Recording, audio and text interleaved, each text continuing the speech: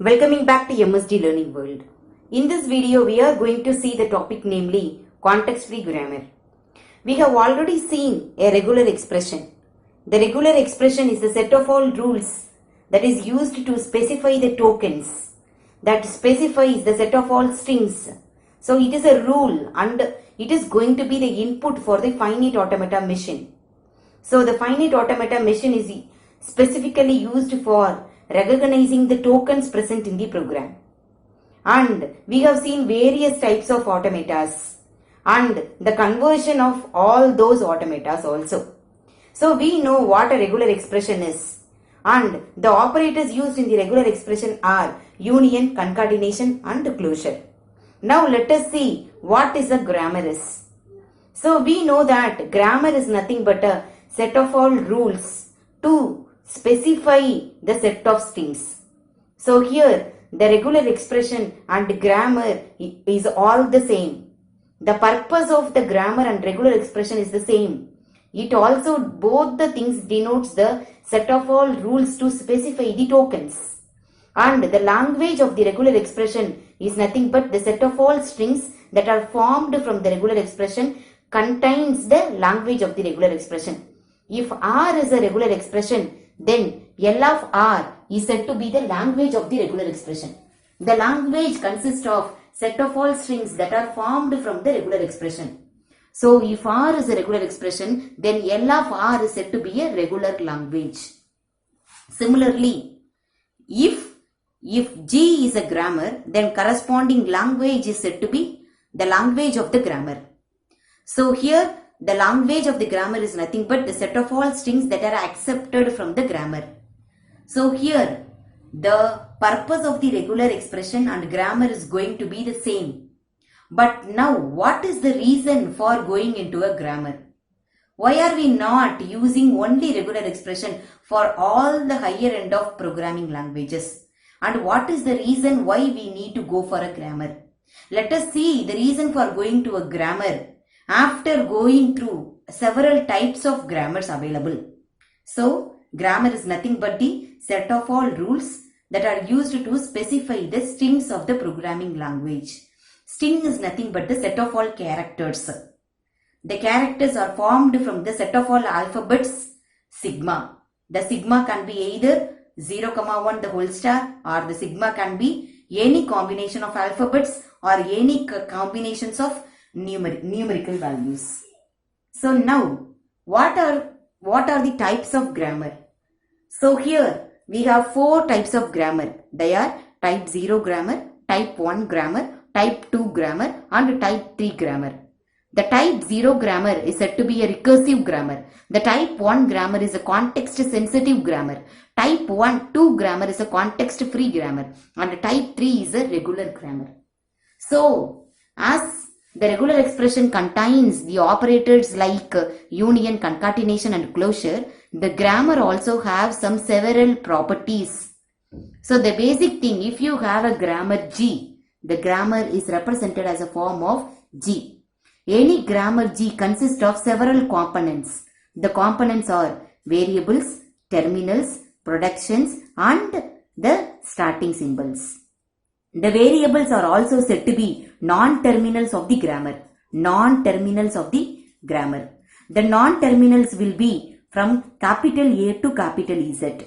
And alpha, beta and gamma are the special symbols which can also be a non-terminals. And terminals are also said to be the identifiers. The terminals are small a to small z and all the numerical values from 0 to 9. And alpha, beta and gamma are the special symbols which can act as both non-terminals and terminals. And you have any punctuations can also be like comma, colon, semicolon, everything, all the punctuations can also be the terminals. Apart from that, you will have epsilon also as a terminal. The language consists of collections of terminals only. And the production of the grammar will be in the form of alpha tends to beta. All the productions of the grammar will have alpha tends to beta. This is what is the original format of the production present in the grammar, where alpha is the left hand side of the production and beta is the right hand side of the production. And the starting symbol will always be the variable. The variable of any one of the variable of the grammar will be the starting symbol. So these are the components of the grammar and these are the specification of the grammar. If you have any grammar, each grammar will compulsorily consist of all these four components. Variables, which are also said to be non-terminals, then terminals, which are also said to be identifiers, and production of the form alpha tends to beta, and a single grammar can have any number of productions. And the starting symbol will be the single variable present in the grammar. Now, we have several types of grammars like type 0, type 1, type 2 and type 3. Now, how are all these grammars are going to be differ in their existence? Each grammar will be having all these components. All the four components are common for all these types of grammars.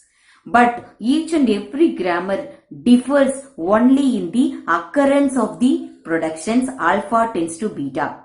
Based on the existence of the production only, we will be able to distinguish between these grammars. And each grammars will have a specific application to use the corresponding grammars.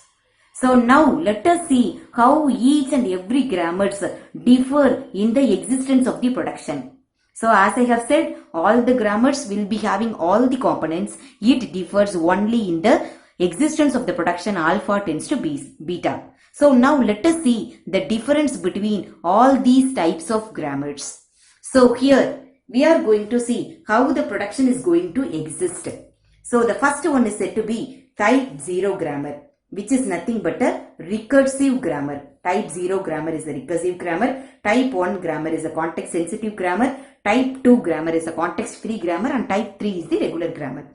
So now all these grammar is also going to have the same components g equal to v comma t comma p comma s. And now let us see how the recursive grammar production will be.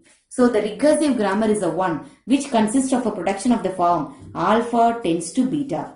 And grammar is going to have the components as variables, terminals, productions and starting symbol. So in the production of the form alpha tends to beta, here there is no restriction in the occurrence of alpha and beta. So no restriction in alpha and beta. That is what is the type 0 recursive grammar.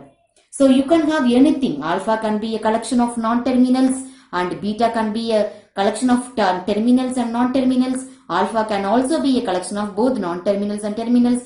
Any number of terminals and non-terminals can be in the alpha. For example, you can have small a, capital B, capital C tends to capital D, capital A, capital B, capital C and capital E. You can have any number of variables, terminals on the right hand side and combinations of terminals and non-terminals are also on the left hand side. This is what is the type 0 grammar. Now, which is a recursive grammar. The next one is your type 1, which is a context sensitive grammar. This grammar also consists of the parts variables, terminals, productions and the starting symbol. And all the productions will be of the form alpha tends to beta. The condition here is the length of alpha must be less than or equal to length of beta.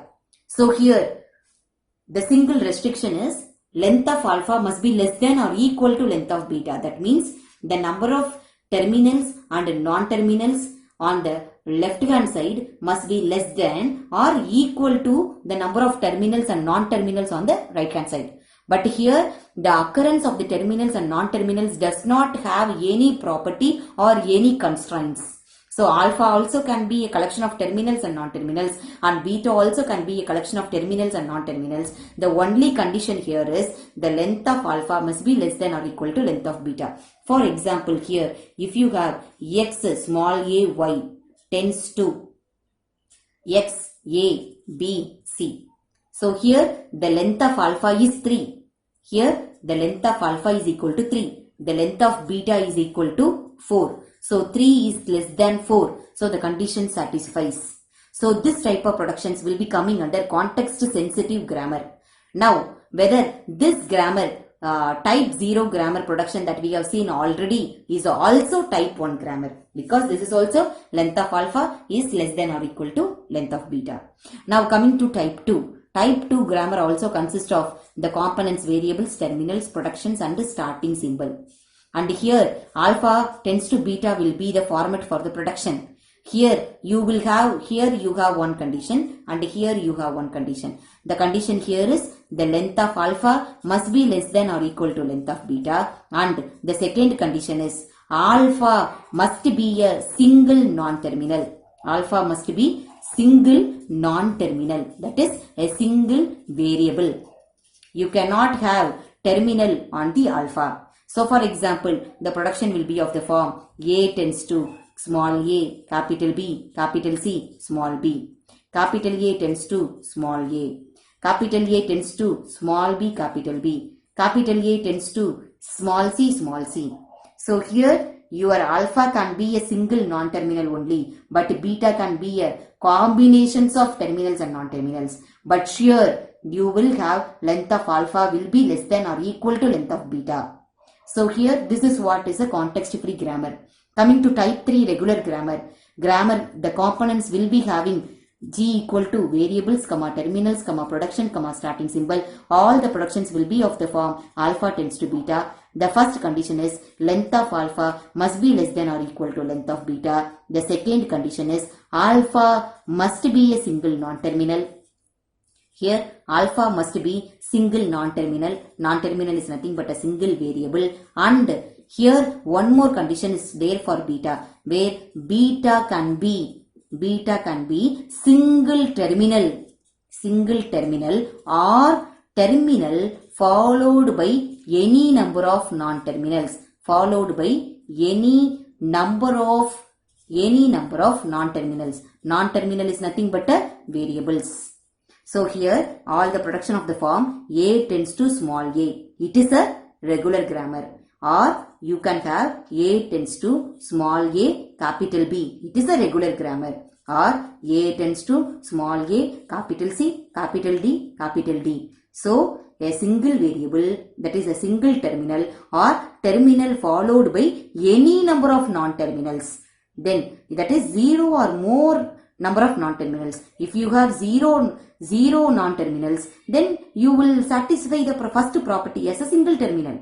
So beta must be a single terminal or terminal followed by any number of variables. Variables are nothing but the non-terminals. So this is how each grammar differs. So by seeing the production itself, you must be able to tell what type of grammar it is. For example, let me give you the production like this. For example, if you have capital B tends to small c, capital D, it is a small c, capital D, capital E.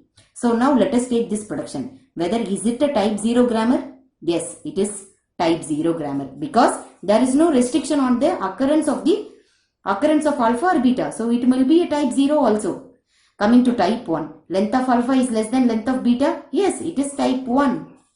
Coming to context-free grammar. Length of alpha is less than or equal to length of beta, and alpha is also a single variable. So it is also a type 2. And coming to type 3. It is a single, alpha is a single variable, length of alpha is less than length of beta, and beta is also a terminal followed by a non-terminal. So it is also a type D grammar. So from this what you can understood is type 3 grammars will always be type 0, type 1 and type 2. Type 2 grammar will always be type 0 and type 1. Type 1 grammar will always be type 0 and type 1. But all the type 0 grammars will never be either a type 1 or type 2 or type 3. All the type 1 grammars can never be type 2 and type 3. So the reverse is not possible. So all the type 3 grammars will defaultly be type 0, type 1 and type 2.